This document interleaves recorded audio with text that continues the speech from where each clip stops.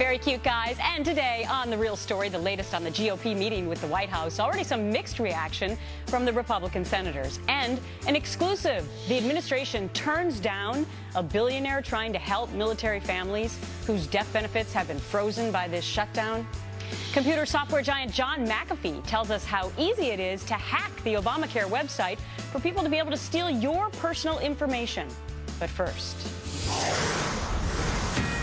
Fox News alert for you now. High stakes. The talks at the White House on day 11 of the government shutdown and the debt limit deadline less than a week away as well. President Obama meeting with Senate Republicans today. Both sides trying to figure out a way to get the government running and the debt ceiling, well, maybe raised. Wendell Goler live for us at the White House. What are you hearing, Wendell? Well, Gretchen, the president's meeting with Senate Republicans went longer than yesterday's meeting with Republicans from the House. Now, that may be because there were more people here for the senators' meeting, but it's also likely the president likes the proposal being considered by Senate Republicans more than he does the one being considered in the House. The senators want to hike the nation's debt ceiling and end the government shutdown.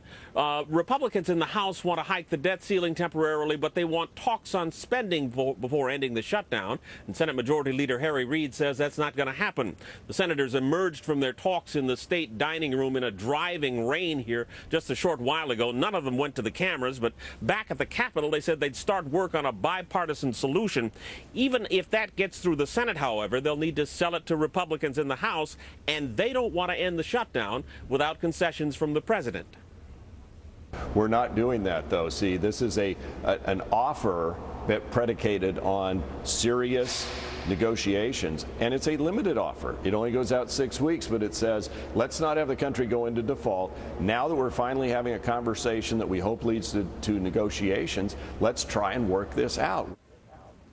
On the Senate side, however, some Republicans think the party's done itself a disservice. Here's John McCain. So we shut down the government, and then that gave the opportunity for this to be terribly, awfully mismanaged and mishandled by the White House. If we hadn't shut down the government, this wouldn't have happened. And they shut down the government with a fool's errand that would not succeed, and that's a fact. There's been a change in tone here at the White House as well, from the folks insisting the president would not negotiate over what he called Congress doing its responsibility in raising the debt ceiling, to a focus that he's been having on lawmakers pretty much all this week. Gretchen? All right. Thanks for the comprehensive report. Thanks, Wendell. Have a good weekend. We've also heard from Senator Chuck Grassley of Iowa about the meeting. This happened via Twitter. The senator tweeted just a short time ago, quote, "Meeting at White House over, very good discussion on shutdown. Nothing obvious decided, but hope I'm surprised. There may be progress." For more on today's developments on the shutdown and debt ceiling, let's bring in Brett Baer, anchor of Special Report, for the analysis. Hi, Brett. Hey, Gretchen. You know, it's interesting because we see Senator Grassley being somewhat optimistic, but if you look at what Senator Coburn was saying from Oklahoma, when he was asked if it was encouraging, he apparently told reporters not so much. Are you surprised that the senators would have a different reaction after they're all in the same room with the president? No. In Washington, I tell you, it's been interesting to see all the different sides kind of interpret what they hear from the same meetings. You had Senator Corker just moments ago say it wasn't a tit for tat or this or that kind of thing, kind of conversation. It was more of a serious policy content discussion.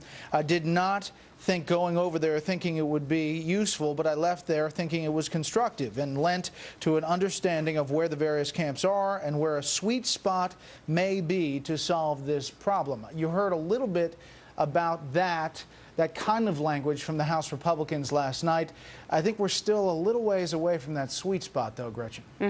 Also, there was an account that President Obama had asked for increased revenues, which should come as no surprise to either you or to me or to anyone watching, right?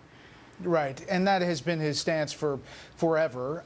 But Republicans, I think, may be getting to a point where they figure out a way to do increased revenues, but maybe not in the traditional way that the president has talked about them before. By changing the tax code, by expanding the base, by changing the way taxes are dealt with in the country, they can come up with increased revenues, and everybody maybe semantically is not on the same page, but they get to the same result dollar figure-wise. I want to bring you to another topic, which is this continued discussion about the military death benefits, because yesterday the president seemed to do an about-face. As you know, Jay Carney, his spokesperson, came out during the afternoon and basically implied that the president had no intention of signing that bill that had just passed the Senate. And then he said, you know, look, it's up to the Fisher House. They stepped in to help out, so the president doesn't need to get involved. Then, in fact, the president signs it. So what do you make of that? Well, it's really interesting because Jay Carney was asked repeatedly about that, and he said, well, we don't need a congressional solution on this.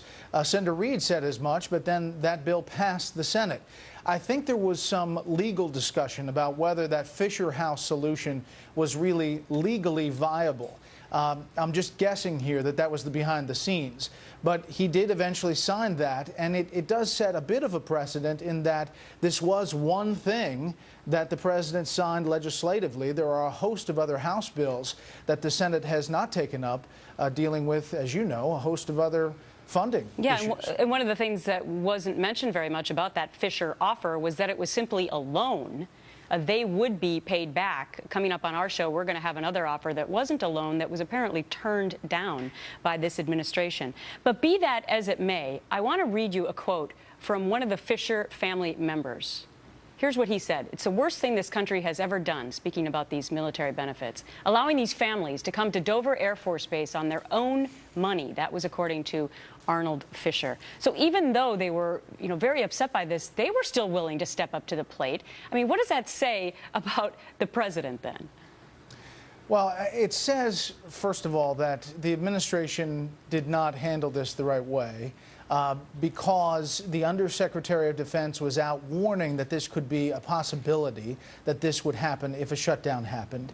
And then Congress passes this bill, the Military Pay Act, that was, all parties believed that it was covered. Right. But then there was a legal interpretation by lawyers, we're told, in the Department of Justice, the DOD lawyers calling the DOJ lawyers, and they get a ruling that it's not covered.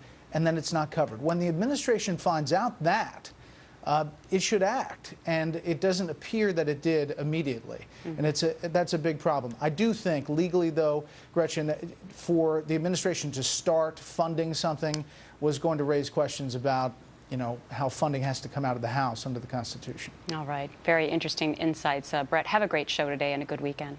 All right, you too. Thank you. Well, we want to hear from you. What do you think about what's happening with the shutdown? Who do you think is to blame? Email us at therealstory@foxnews.com. Tweet us using the hashtag #TheRealStory. We're going to read your tweets and your emails, of course, at the end of the show.